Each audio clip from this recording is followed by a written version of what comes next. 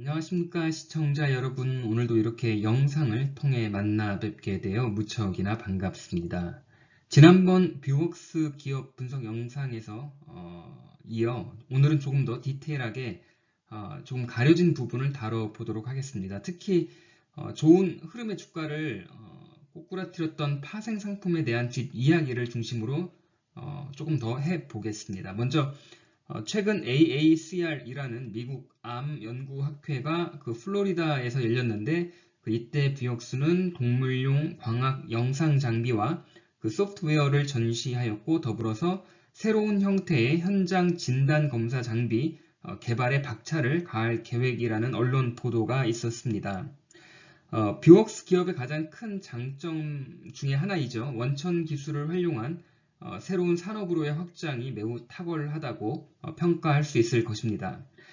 카메라 렌즈부터 출발한 이 기업은 의료용 엑스레이 디텍터를 근간으로 산업용 비파괴 검사에 사용되는 산업용 디텍터, 그리고 이제 반도체 디스플레이, PCB, 그리고 2차 전지 등 정밀하고 다양한 제품의 검사를 위한 그 머신 비전 카메라뿐만 아니라 최근 이러한 카메라 기술을 바탕으로 스크린 골프까지 사업을 확대해 나가고 있는 것이 이 기업 투자에 있어서 가장 매력적인 부분이 아닐까 생각해 봅니다. 하지만 앞서 언급했던 바와 같이 지난해 3분기 급격한 환율 상승으로 문제가 있었죠. 환 위험 관리 목적으로 가입한 TRF 파생 상품으로 인해 비록 장부상이지만 220억 원의 손실 금액이 발생되었다는 것이었습니다. 좋은 흐름에 찬물을 끼얹는 그런 모습이었고, 이후 주가는 다시 바닥을 향해 이제 곤두박질 칠 수밖에 없었습니다. 그러면 과연 이 부분이 정말 이 기업의 가치 평가에 있어서 얼마나 마이너스적 요소인지 조금 더 객관적으로 정밀하게 분석을 좀 해볼 필요가 있을 것 같은데요. 그 이유는 뷰웍스는 수출 주도형 기업이기 때문에 환 해지에 대한 니즈는 항상 존재하고 있습니다. 한국 경제는 IMF 사태 이후에 이제 꾸준하게 외환 보유고를 늘리고 나름 외부 환경 변화에 비교적 안정적으로 대처하기 위해 많은 노력과 과정이 있었습니다. 그렇기 때문에 수출 주도형 기업 입장에서는 환율의 급격한 상승보다는 하락에 대한 고민이 많은 것이 현실적인 문제라고 생각합니다. 다시 말해서 환율이 상승하게 되면 수출 기업들은 이익이 많이 남을 수밖에 없기 때문에 일반적으로 환율 하락에 대한 위험 관리 부분에 대한 노력이 더 큰 것을 보면 이거는 어찌 보면 이제 당연하다고 이제 생각되어집니다. 22년 3분기 장부상 220억의 손실을 재무제표에 이제 계상하였는데 22년이 다 이제 마무리가 됐잖아요. 이제 이 시점에서 이제 과연 실제 손실이 얼마가 되었는지 좀 궁금하지 않을 수가 없죠. 그래서 이제 사업 보고서상에 나와 있는 표 하나를 가져왔습니다. 이 부분을 이야기하기 전에 뷰웍스는 오래전부터 꾸준하게 환 위험 관리를 위해 그 TRF 파생 상품 가입을 해왔던 사실입니다. 22년 3분기에 급격한 환율 상승으로 인해 손실 금액이 예상했던 것보다 커졌지만 급격한 환율 상승 탓에 이 문제가 발생이 된 거지, 이제 그 전에도 TRF 상품 가입 내역을 몇 해 전 사업 보고서 상에도 찾아볼 수가 있었습니다.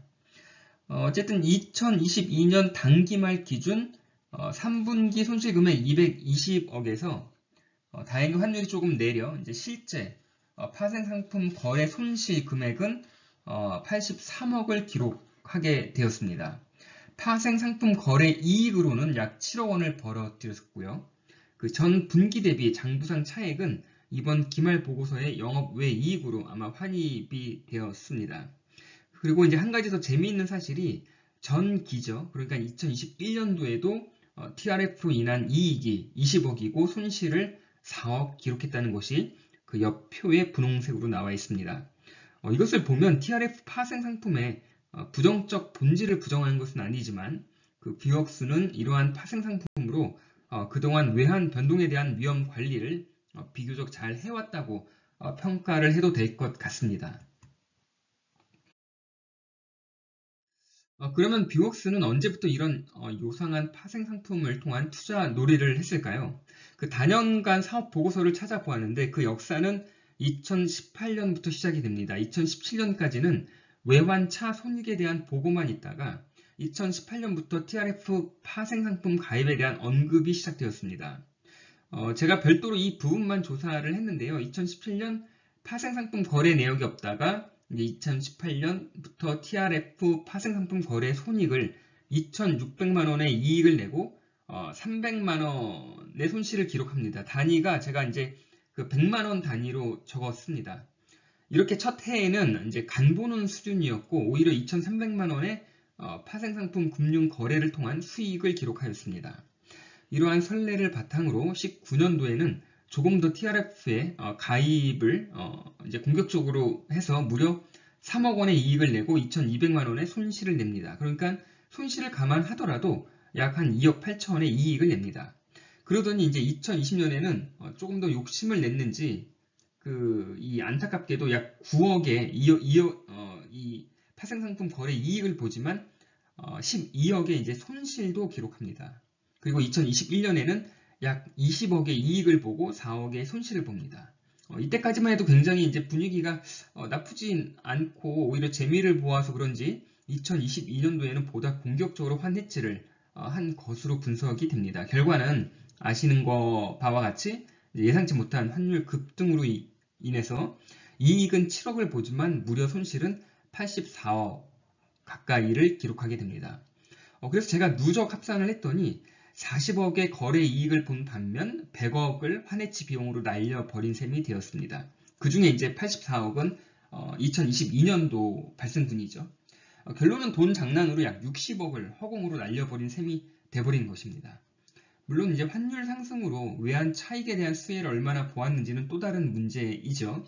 높은 환율 덕분으로 파생상품 거래 손실 약 60억을 커버를 했다면 글쎄 환해치가 아주 실패한 것은 아니라고 저는 생각하게 들지만 어쨌거나 TRF로 인해 뷰옥수는 5년 동안 약 60억을 손실로 날려보냈다는 것입니다. 뷰옥스는 2022년 2,379억의 매출을 시현했는데요. 이 중 수출 금액은 1,777억으로 전체 매출의 약 75%를 차지하고 있죠. 이것은 외환 변동으로 인해 기업이 받을 영향을 최소화하기 위해 필수적으로 어떤 방법으로든지 환해지를 할 수밖에 없다는 사실입니다. 다행인지는 모르겠지만 2022년 3분기에 크게 당하고 나서는 아무래도 회사 내부에서는 이후 파생 상품에 대한 생각이 많이 바뀌지 않았을까 그런 생각을 또 해봅니다. 현재까지 체결이 된 TRF 파생 상품 계약 중 아직 잔존 기간이 남아있는 계약 내용인데요. 가장 늦은 계약 만료일이 2024년 4월인데 그 이후로 더 이상의 계약이 얼마나 추가로 진행됐는지는 잘 모르겠습니다. 하지만 아마도 굉장히 과거에 비하면 계약 물량이 적어졌지 않았을까 이렇게 예상을 해봅니다. 2021년에 계약한 미도래 물량이 약 850억 정도이고요. 2022년 작년에 계약한 미도래 계약 잔액이 약 990억 정도가 남아 있습니다. 올 1분기 사업 보고서가 나오면 추가로 계약한 물량이 확인되겠지만 작년 3분기 때 엄청난 손실을 보았기 때문에 섣불리 환해지를 위해 앞으로는 파생 상품에 과거와 같이 계약을 하지는 않을 것 같습니다. 그리고 한 가지 더 재미있는 사실이 작년 2분기 때 매출과 이익을 보면 평소 때와는 다르게 큰 폭의 성장과 함께 이익률 또한 크게 높아졌음을 알 수가 있습니다. 이 부분 조금 더 자세히 알아보니까 산업용 이미지 사업 부분 매출이 급하게 늘었다고 하는데요. 특정 제품의 급격한 성장이 아니라 산업용 카메라 사업 부분 전반적으로 폭넓게 매출이 늘어났다는 것입니다. 이런 현상은 코로나로 인해 이제 침체된 디스플레이 패널, PCB 검사, 반도체 검사, 2차 전지 검사 등등 시장에서의 설비 투자가 21년부터 다시 늘기 이제 시작했다는 건데 이것이 공교롭게 2022년 2분기에 다소 이제 몰렸던 경향으로 파악이 됩니다. 또한 특이한 사항은 골프 산업의 이제 성장에 따라 이제 골프 시뮬레이터용 카메라 매출이 급격히 증가하고 있다고 합니다. 게다가 산업용 카메라는 국내 시장뿐만 아니라 해외 시장에서도 높은 성장을 하고 있고 산업용 이미지 사업 부분에서의 많은 성장 또한 앞으로 기대를 모으고 있습니다. 또 한 가지 이제 그 흥미로운 것이 최근 3개년만 놓고 보면 그 매출 원가율과 판매 관리 비율이 이색적이라는 것입니다. 그림에서 보면 매출 원가율은 늘어나는 추세입니다. 하지만 이상하게 판관 비율은 역으로 낮아지고 있습니다. 그 매출 원가율이 높은 것은 아무래도 원 부자재에 대한 수급 문제가 있었기 때문에 자연적으로 원가율이 높아진 것으로 파악이 되는데요. 그 재미있는 것은 판관 비율이 최근 3개년 동안 오히려 줄어들고 있는 모습이죠. 마지막으로 한 가지 더 이제 이야기를 하자면 뷰웍스 기업의 이제 R&D 비용이 특이할 만큼 높다는 것인데요.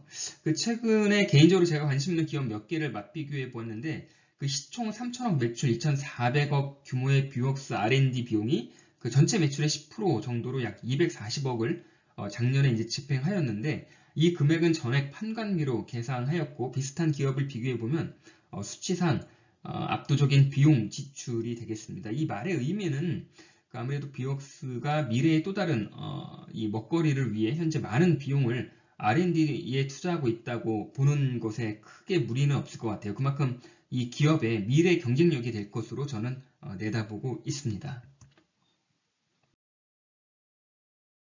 주의 깊게 봐야 할 게 또 하나 있는데요. 이제 표에서 보시면 재고 자산이 이제 꾸준히 늘어가고 있는데 어찌 보면 이제 매출이 늘어나고 원자재 수급 불균형으로 이제 재고 자산 또한 늘어나고 있다고 봐도 괜찮겠지만 재고 자산 회전율이 계속해서 이제 떨어지고 있다는 것은 우리가 간과하지 말고 계속해서 눈여겨봐야 할 것 같습니다. 그리고 부채 비율 또한 절대적 수치는 높지 않지만 과거 몇 년간 비교를 해보면 최근 2년 새 빠른 증가세에 있다는 것을 확인할 수가 있겠습니다.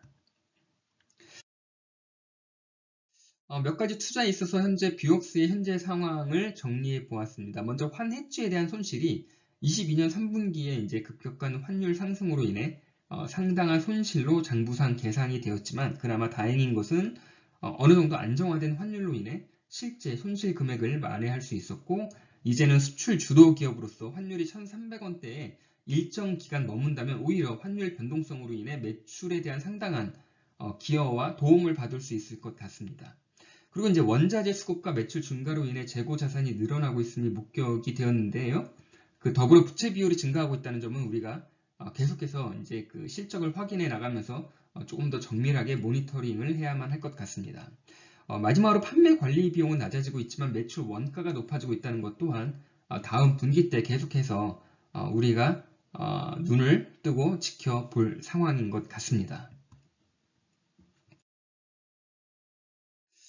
오늘 뷰웍스 조금 다른 각도에서 이제 분석을 해 보았는데요. 이제 시청자 여러분 영상 어떻게 보셨는지 모르겠습니다. 저는 개인적으로 주식 투자는 좋은 기업에 기쁜 마음으로 투자를 해야 한다고 생각합니다. 그 좋은 기업의 기준은 저마다 다 다를 것이지만 어느 정도 절대적인 기준을 마련해서 좋은 투자의 과정과 함께 성공적인 투자가 될 수 있도록 우리는 가능성을 조금씩 높여 나가야 할 것입니다. 주식 투자는 100m 달리기가 아니라 42m를 뛰어야 하는 장거리 레이스 마라톤과도 같다고 생각합니다. 좋은 기업의 주식이라면 조금씩 꾸준하게 모아가는 것이야말로 가장 안전하고 확실하게 수익을 낼 수 있는 수익의 밑거름이 될 거라 저는 믿습니다. 오늘도 끝까지 영상을 시청해 주셔서 감사드리고 저는 다음번 영상으로 다시 찾아뵙겠습니다. 감사합니다.